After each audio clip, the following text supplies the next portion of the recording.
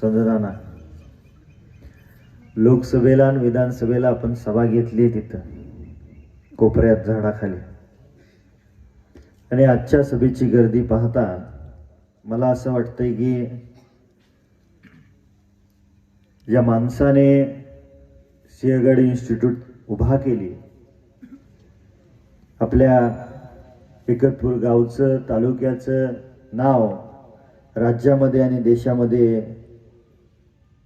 नावारूपाला आणलं, आणि या भागातल्या आसपासच्या तालुक्यातल्या गोरगरीब जनतेच्या मुलामुलींना चांगलं शिक्षण देण्यासाठी आणि त्याचबरोबर हजारो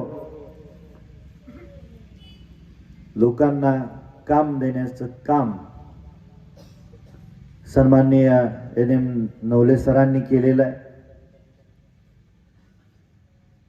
आणि सदाभाऊंनी या गावचं प्रतिनिधित्व प्रथम नागरिक म्हणून 15 वर्ष काम पाहिलं, आणि त्यांच्या 15 वर्षाच्या कार्यकाळामध्ये जे काही काम झालं ते सुवर्णाताईंनी सांगितलं. सुवर्णाताई स्वतः शिक्षिका आहेत. सिंधुताईंच्या घरी डाळिंबाची चांगली शेती पिकली जाते, आणि मोहनराव हे डाळिंबाचे व्यापारी आहेत. दोन्हीही ग्रामीण भागातल्या अडीअडचणीची जाण असणाऱ्या या दोन्ही उमेदवार आहेत. स्वर्गीय आबासाहेबांनी मागच्या 25-30 वर्षामध्ये आबासाहेबांना साथ देणारे दीपक आबा या दोघांनीही पंचायत समितीच्या आणि जिल्हा परिषदेच्या निवडणुकीला सामोरे जात असताना एकत्रितपणे निवडणुका लढल्या गेल्या, चांगल्या पद्धतीने यश संपादन केलं, आणि त्याच पद्धतीनं शेतकरी कामगार पक्षाच्या कार्यकर्त्यांनी ठरवलं की येणाऱ्या निवडणुकीला आपण दीपक आबांसोबत आघाडी करूया, आणि त्या पद्धतीने आघाडी केली गेली. या जिल्हा परिषद गटाचे आणि पंचायत समिती गणाचे उमेदवार हे आघाडीतून शेतकरी कामगार पक्षाचे उमेदवार आहेत. या ठिकाणी उपस्थित असणारे दीपक आबा गटाच्या कार्यकर्त्यांना आणि पदाधिकाऱ्यांना मी एक विश्वास देतो की उद्याच्याला 9 तारखेला या दोन्ही उमेदवारांच्या अंगावरती गुलाल दिसणार आहे, आणि पुढच्या 5 वर्षात या दोन्ही सदस्यांच्या माध्यमातून भविष्यकाळात येणारा जो विकास निधी असेल, समजा 2 रुपयाची कामं तुमच्या गावात आली तर त्यावेळेस 1 रुपयाचं काम हे दीपक आबांच्या कार्यकर्त्यांना विश्वासात घेऊन खर्ची घातलं जाईल, आणि 1 रुपयाचं काम हे शेतकरी कामगार पक्षाच्या कार्यकर्त्यांना विश्वासात घेऊन घातलं जाईल, खर्ची केलं जाईल. आज तसं सकाळी आम्हाला सोनलवाडीला उशीर झाला.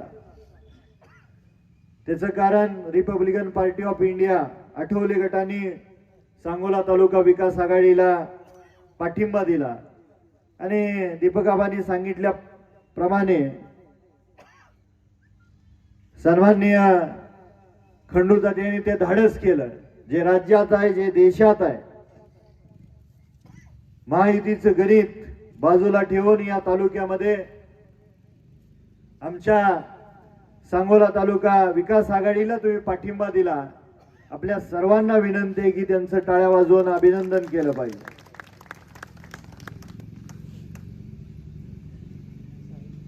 भविष्य काळामध्ये या भागातल्या शेतीच्या पाण्याचा प्रश्न असेल, रस्त्याचे प्रश्न असतील, विजेचे प्रश्न असतील, ते जिल्हा परिषदेच्या आणि पंचायत समितीच्या माध्यमातून सोडवले जातील. काही प्रश्न हे विकासाची कामं मंत्रालयातून मंजूर करून आणण्याची जबाबदारी मी घेत आहे. या गावामध्ये 2 मंदिरांचा प्रस्ताव आपण दिलेला आहे. तीर्थक्षेत्र विकास आराखड्यामध्ये घालण्यासाठी भविष्य काळामध्ये आपण प्रयत्न करतोय आणि लवकरच त्याला मार्च नंतर मंजुरी मिळेल हा विश्वास तुम्हाला देतो. संजूनाना बरीचशी 2-4 रस्त्याची कामही झालेली आहेत.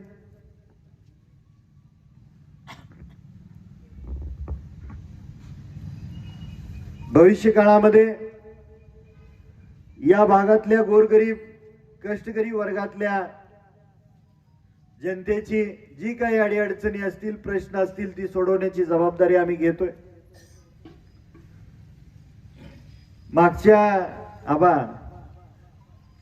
मागच्या निवडणुकीला 1 उमेदवार नव्हते, 2 उमेदवार होते गावातलेच. तुम्ही विसरला, पण आता एकच उमेदवार आहे.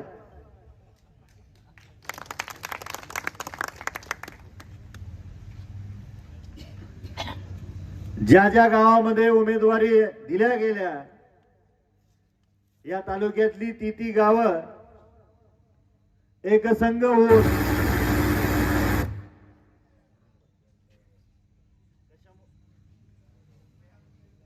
कशामुळे असं झालं असेल सांगा बरं. कुणाचं लक्ष जर डाव्या बाजूला गेलं असतं तर तुम्हाला समजलं असतं आपल्याला टीका करायची वेळ नाही.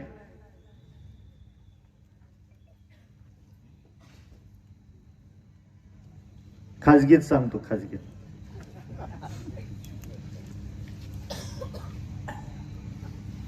पण मला असं वाटतंय की माझी विनंती आहे या गावातल्या सर्व पक्षाच्या कार्यकर्त्यांना, ज्या एकतपूरचं नाव ज्या नवले कुटुंबाने आणि विशेष करून NM नवले सरांनी या तालुक्याचं नाव देश पातळीवरती नेलं. गोरगरीब कष्टकरी वर्गातल्या मुला मुलींना चांगलं शिक्षण देण्याचं काम आजपर्यंत केलेलं आहे. आज त्यांच्याच कुटुंबातल्या भगिनी उभारलेले आणि त्या कुटुंबाचं ऋण फेडायची जबाबदारी आपल्यावरती आलेली आहे. ती संधीचं सोनं तुम्ही चांगल्या पद्धतीने कराल अशी अपेक्षा व्यक्त करतो. येणाऱ्या 7 तारखेला बॅलेट मशीन ही एकच असणार आहे.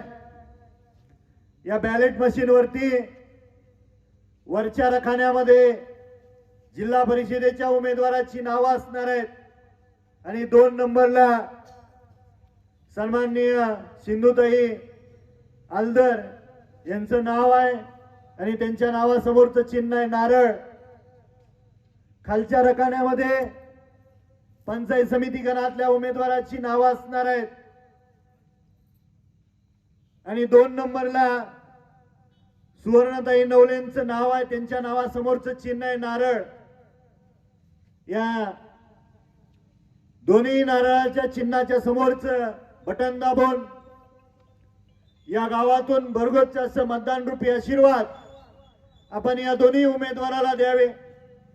जोपर्यंत तुम्ही दोन्ही बटन दाबणार नाही तोपर्यंत तुमचं मत ग्राह्य धरलं जात नाही.